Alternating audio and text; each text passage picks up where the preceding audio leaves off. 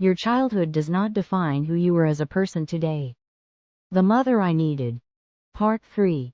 When my grandparents weren't around in the summer or if they were off visiting other family in the school year, life was the hardest for me.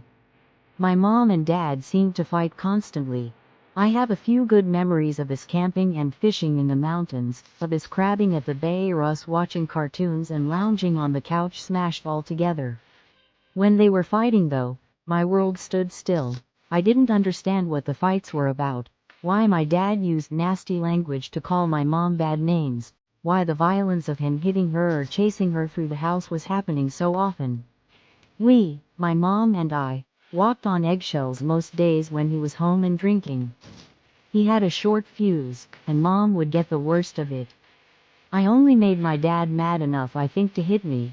Once, I was about 6 years old, and I refused to do some chore and then ran from him.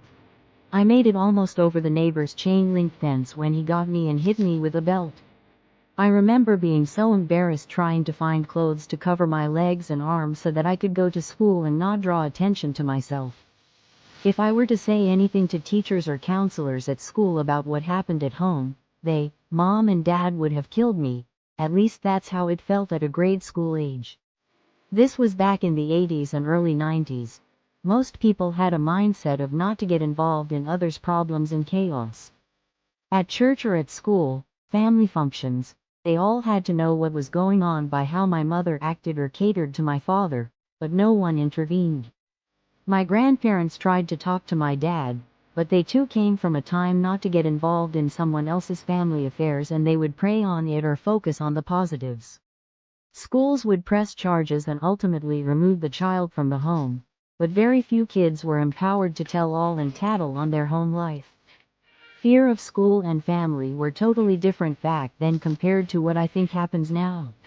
My earliest memory of violence comes from when I was just 3 years old.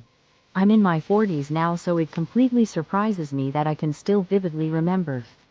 My mom and dad were fighting, yelling louder and louder, and we were in a car, a 70s VW Bug, I later was told.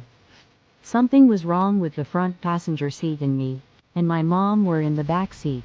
My dad tried to punch my mom in the face and he missed and got me instead. I don't know what happened after, have no clue to this day what they fought about or if my mom left the first time when he got me in the face, but I can still smell the old dusty odor of that car if I think hard enough. Please see the next video for part 4.